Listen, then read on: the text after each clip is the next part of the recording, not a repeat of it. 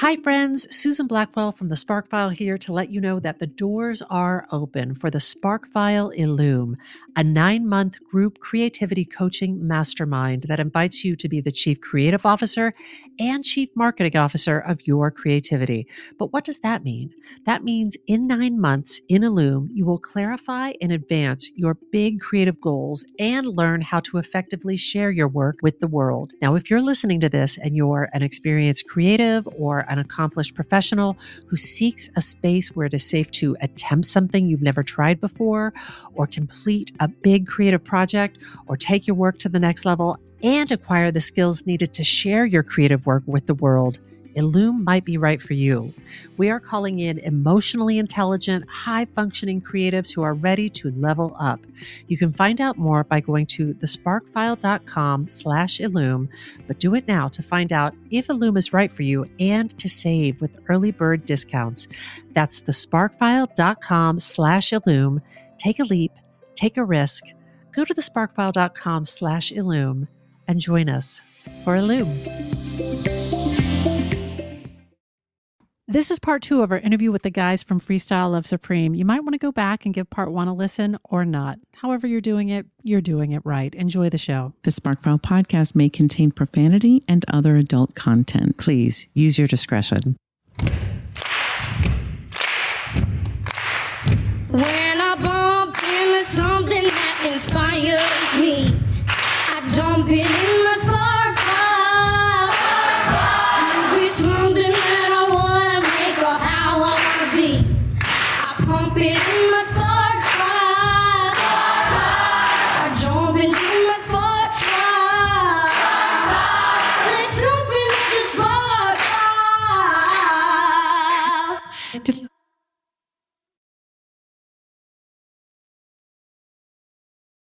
Mm-hmm. Streaming even. And with an audience. Mm-hmm. Absolutely. Yeah.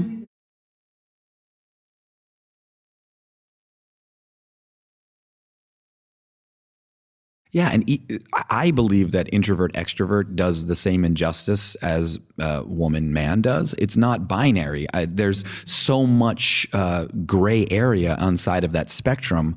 I think that there's a quadrant at least, but then there's also all of these sliding scales inside of these quadrants. I never wanted to be on stage when I was a kid. Like I said, and my mother still quotes this to me to this day. She brought all of us. I have 4 older brothers. She brought us all to the Bucks County Playhouse in New Hope, Pennsylvania. And she said, "You're going to try out for Jesus Christ Superstar." And I said, "I will never get on a stage." Yep. I want to go back and catch, you mentioned something about classes, and now just hearing you talk, I'm like, sign me up. What are these classes you're talking about? Is it anything? Who are, Susan, you didn't even email me to tell me who we're talking to. So, but really, does it have anything to do with these exercises you're talking about or the neural pathways? Like, tell us about these classes. Yeah, hugely. So I'm lucky enough to have 2 improv companies. One of them here in New York is called Freestyle Love Supreme Academy. And for us, that's a little bit more about a community experience and a little bit more about creating the environment in which people will feel free to fail. And that's something that we've worked really hard at creating the infrastructure and group check-ins and checkouts so that there's a certain amount of psychological safety that gets created very quickly inside of these classes, meaning I'm willing to take a risk in front of strangers. And then there's another organization that I started called Speechless, which is out in San Francisco. It's in the Bay Area, but we're growing and expanding. And we've just opened studios. So for about 6 years, we've been doing these workshops inside of very big companies. So we're embedded at Google and at Adobe and at Salesforce, and we are there every week, and we do workshops with people, and we do big giant corporate workshops. But now we're doing these studio classes where you can drop into our studio and do something called restorative play. It's mental fitness. So we're trying to expand this concept of how we stay healthy. Neuroplasticity being a very big, important part of what a healthy brain is able to continue to do. Wow. So learning to learn. Neuroplasticity is your ability to continue to learn new ways of learning. And the human brain, for a long time, it was thought that that actually had a window of time, that ceased to sort of grow and between 18 and 24. For a long time, scientists thought, that's it. Well, once you hit like 18, between 18 and 24, your ability to learn new ways of learning, everything's set, right? So your synaptic You can't teach an old dog new tricks. Yeah, right. Exactly. Unless you continue to break pattern. And so restorative play starts to add in a bunch of new adaptogenic skill sets to your brain by doing in the moment play with people in that studio with you and also online. So we're going to try to scale this out. So I don't know if people have heard of Mirror, but there's this wonderful exercise mirror now that people can have in their homes and interact with a trainer. We'd like to do the same thing for your brain with improv as that sort of adaptogenic tool. Wow. Your vocabulary is good. Susan's way back there. I think we left Susan back about 5 minutes ago. Yeah, restorative play. I'm into it. And that's just one of them. Yeah, there's other classes as well. All right, we get it. You have more words. No. I'll slow Chris down. Say a few words. Bridging Little the gap, words. right? So there's a big confidence gap, especially in the tech community that, it's right now about 75-25. Some people say 70-30, but there's so many more bros in programming and in tech than there are women. And it's a huge field of opportunity in the future around how the world is going to work. There's going to be a lot more coding that needs to happen. And so how do we create an environment where people feel very confident and also playful and authentically themselves while they're maybe going into that field? Because that field's huge, and it's not just about programming. It's about all the support that goes around that as well. And it'll still take a human-centered communication to do it. It's not just that it's going from a machine to a machine. It's not typically a field where you think, yeah, sure, like make some mistakes. That's right. Play around a bit. That's right. Yeah. You have to know what you're talking about. There's this sense of like, I've got to be super confident. And so there's a huge confidence gap that happens especially in our country, around the way women are raised and the way men are raised. So on the playground, oh, he's just a boy. And on the playground, you should know better, you're a girl.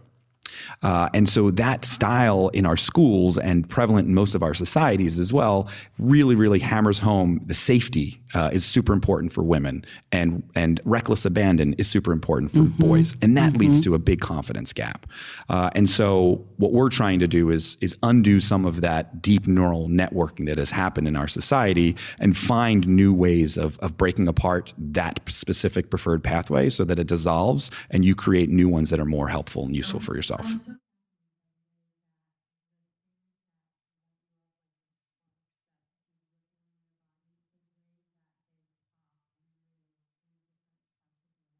I find that to be very sparkish. I'm going to jump over.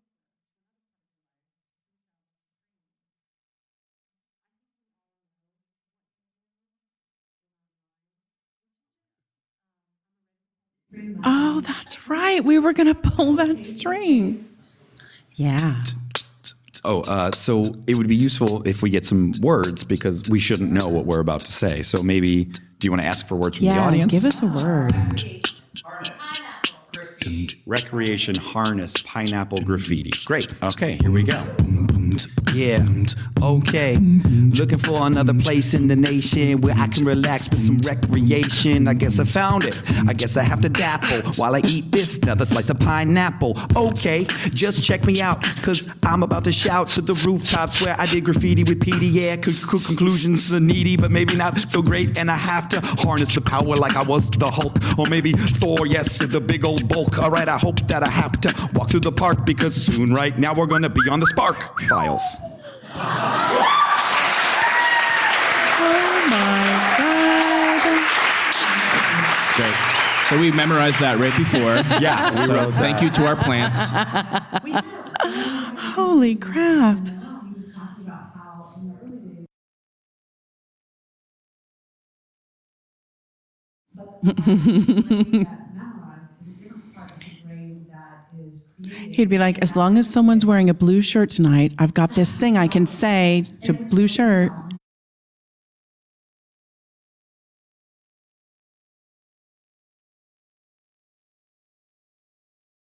Right on it.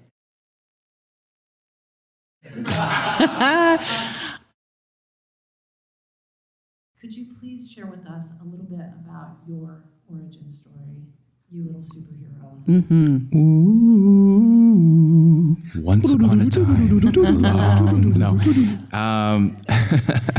I was a very adventurous kid who had lots of diverse interests. And in high school, I ranged from participating in the yearbook club to the debate club to all of the bands, orchestra, wind ensemble, and jazz. And I was secretary of my class. And that same sort of macrocosm in the micro version within the bands and the music parts, I didn't know what I really wanted to play.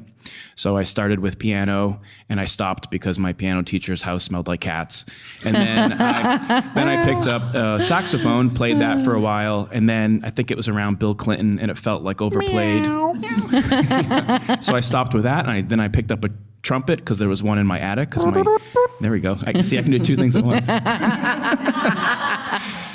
My stepfather had one, so I started playing trumpet, and I didn't like it anymore, so I stuck with percussion. And percussion gave me the ability to be eclectic and have diverse interests within the same world, you know. So that kind of way is how it's shifted into my more professional life, because when I went to college, I was still doing music and still doing percussion, and then I got involved at UMass, and then Mission Improbable, and in Mission Improbable was the name of our improv group, and I was all improv groups and like a cappella groups are like Totally there. Masters. The name Shockwave was bestowed upon me because we had some games that we'd play. One was called Death in 30 Seconds, where one improviser would be on stage and they were given a normal household activity, and then another improviser was off stage with a microphone and they had to provide the sound effects for that person to die in 30 seconds. So, it could, making pancakes, and it would be like, it always ends with death for you. Oh my gosh. Not only just for you, but I shouldn't say this out loud, but I will. There is infanticide in almost every one of our shows. Shockwave somehow finds a way to kill a baby. An imaginary baby. Yeah. Don't do it. Chris, can I ask about your parents? Through all of this, I want to try this, I want to try that. Like, were they just like, great, son, go at it? What do you love? Yeah. That's awesome. I was more or less raised by a single parent, by my mom. Mom wave, as we affectionately call her. And she just was overflowing with love and acceptance, and it to a point where it was hard growing up sometimes. Like, come on, Mom, just give me some discipline. So I didn't really have that figure in my life. So I was the kid just playing in the woods. I would go to the library and play in the books. Not literally, and so I could just change my mind at will, and she was just okay with it. So that's wonderful. It worked out. It worked out. We all find our ways to work out. So, yeah. Yeah. I feel like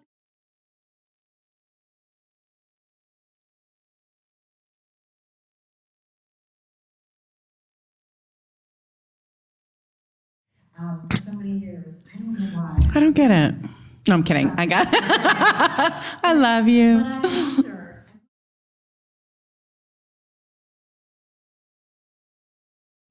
Memory.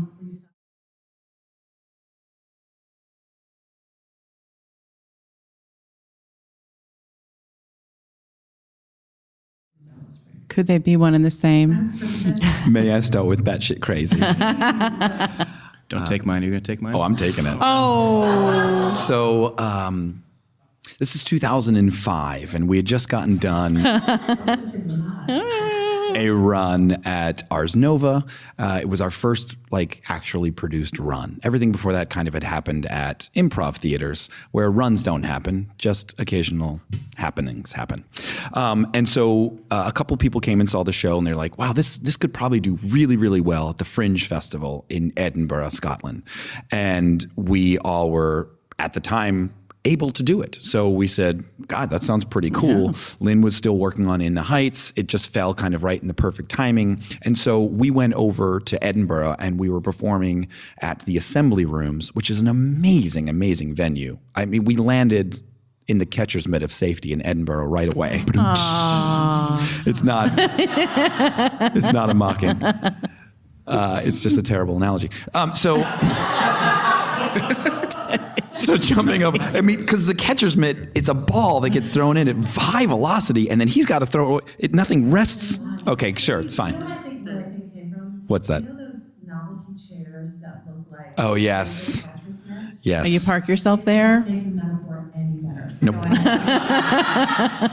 Great. So we land on the catcher's mitt of safety at the Assembly Rooms, and we have great audiences, but we need to busk and we need to go out. And not only are we doing, we did 36 shows in 25 days. We also did appearances. We would do Best of Fest and all this kind of stuff. And so one night, and Shockwave, this human next to me, who is a tall drink of water with crystal blue eyes that you could just dive into. Mm-hmm. I think of it as the warm lagoon of amniotic fluid. That's the safety net of my mother's belly. All right, tell the story. Sorry. Sometimes you have to give color to the advancement as well, Shock. I was stuck in color mode. Okay, great. And so Shockwave would often go out and look for opportunities for us to do the thing that we do. And there's all these best of the fests that happen at each different venue. So each different venue kind of puts on their, hey, check out this new act. It's amazing. Or check out this new act. It's amazing. Right, Scottish. Oh, I see what's happening now. Oh, yep.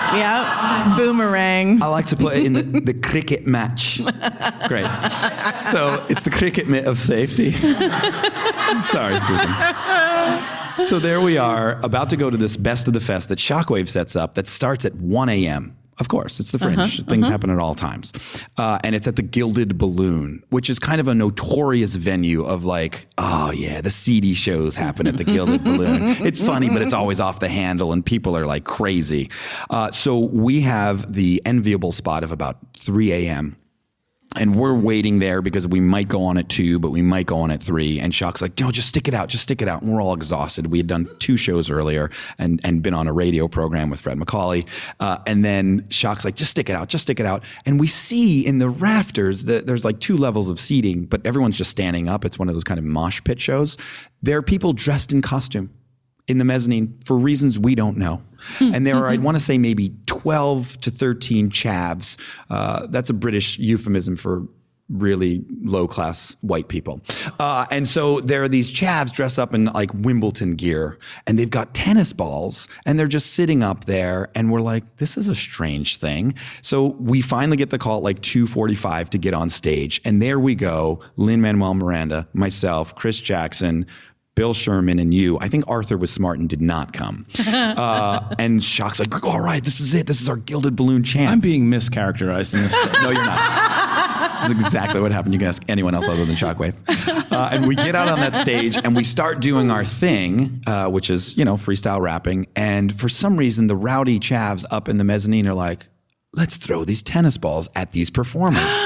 And they start throwing tennis balls at us as we're performing. And I get hit in my testicles. Very hard.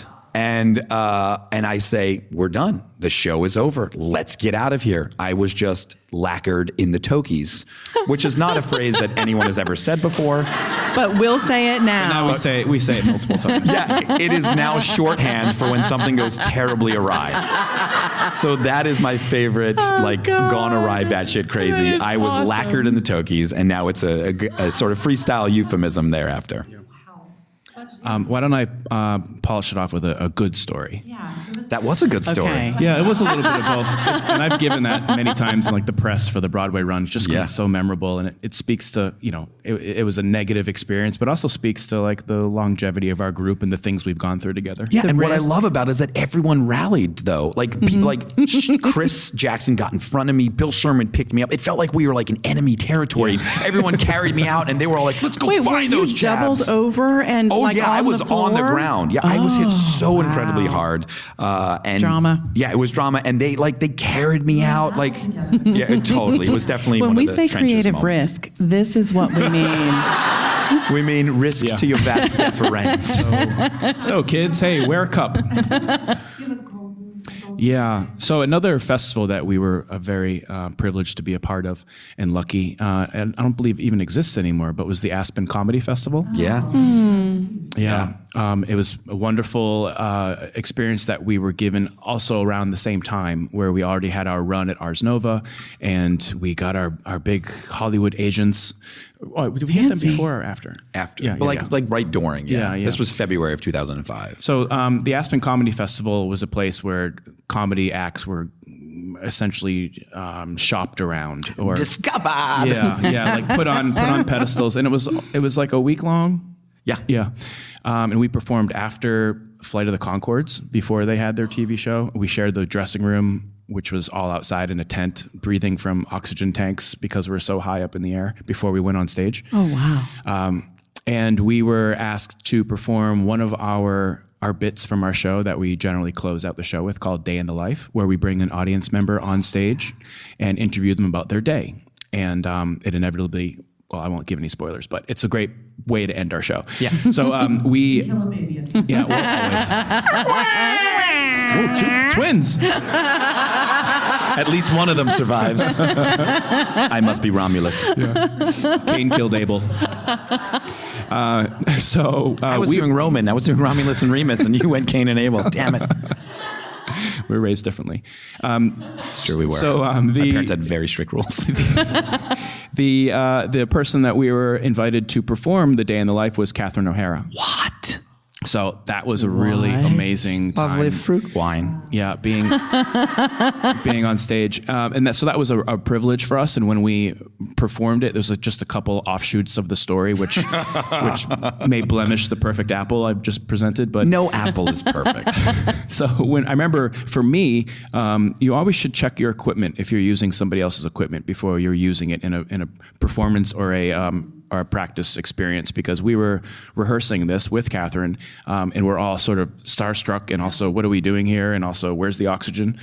So the microphone that I had to use, I think we were performing in a basement of some ski lodge or something. And St. Regis basement. The microphone that I had been used before, and it was a rough mic, so that whenever I did something like, that's an inhale sound.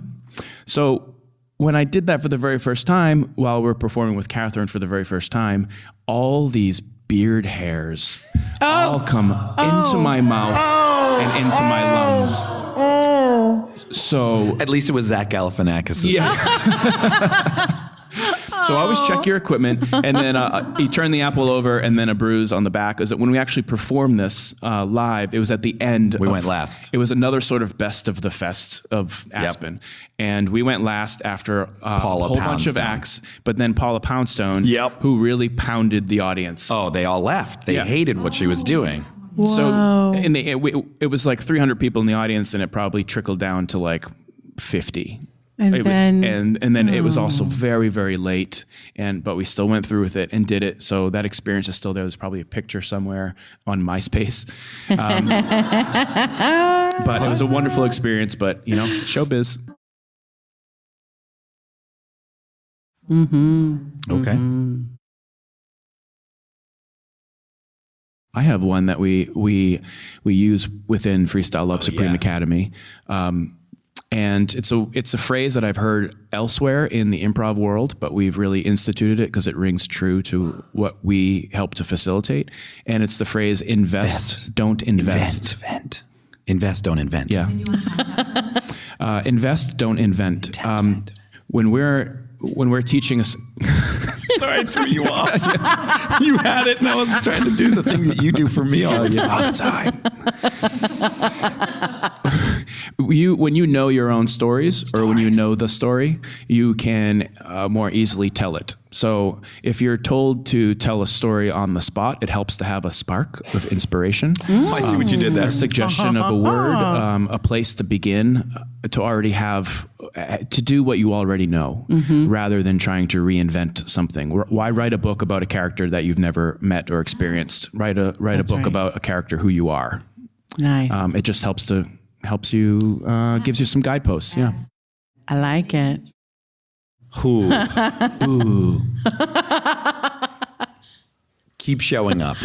Oh. Sure. There's going to be a lot of moments in your life that will try to prevent you from showing up. And your job as a creative human being is to keep showing up. That's right. Lacquered in the tokies. Showing up. Yeah. Hey, we have a question we like to ask. What's it all for? What is it all for? You got something, Shock? The first thing I think of is to not be in a cubicle. But I think it's a lot bigger than that. That's just the first thought that comes to mind. The way that our world is structured is one where it depends upon power structures that need to be in place, which arranges people into certain forced walls of action and predetermined outcome, and the growth of money and economy, and like our world is going in a certain direction. And as artists, we have opportunity to swim upstream, to show people that that's not all there is, and to live our life with a little bit more happiness and freedom from within rather than without. Word.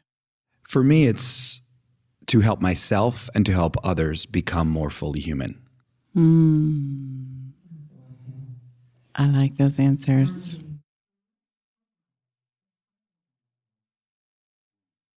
I just gave out a big assignment to the Freestyle Love Supreme Academy teachers, which is to read Paulo Freire's Pedagogy of the Oppressed. And if you have read it, good on you. And if you haven't, get it. There's even free ones available. But for me, that really settled the score around how to help encourage a community in which everyone's viewpoint is valued and the wisdom of the room is much greater than whatever power structure is in place. And I think what Shock was talking about is very much what the realization of becoming more fully human is all about, which is having a deep connection to other human beings. And when you have those deep connections and you support each other, then you become more fully human and you help them become more fully human. And I think the world becomes a less polarized and much more unified, glowing star that we are. Please repeat the question.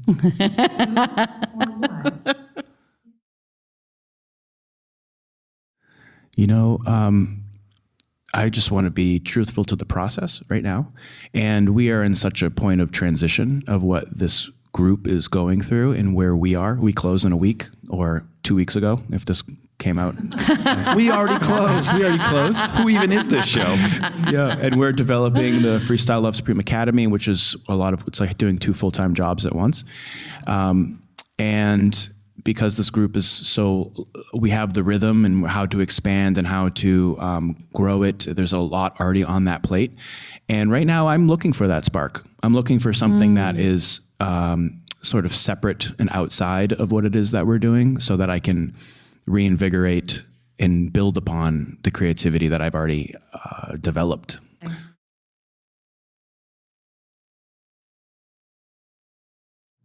Yeah. I mean, I have to say that your hand's on my shoulder, like telling me to. Sparking me right now. Yeah, like I said, I don't really, being referred to as a beatboxer is one thing. So I'm looking to expand upon the maker, which is another thing. I cannot wait to see what sparks you and what you do with it. Honestly. We love you both. Would you please join us in thanking our guests, Anthony to attach Veneziale and Chris. Shockwave Sullivan.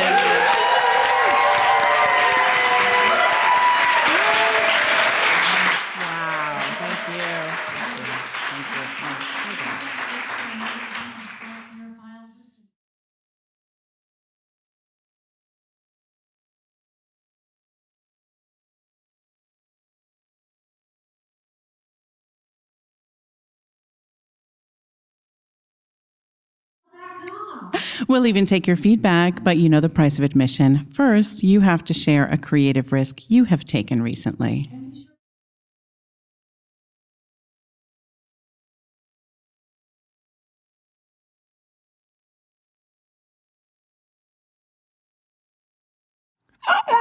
Share it with people you hate.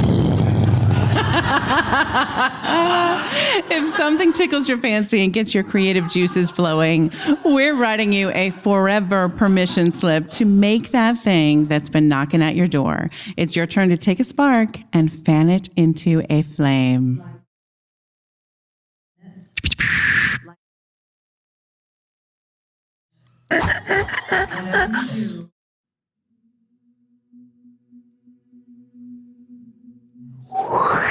And take it and make it.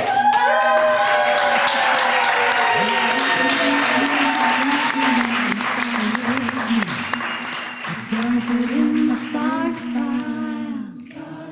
Could be something that I wanna make or how I wanna be. I pump it in my spark file.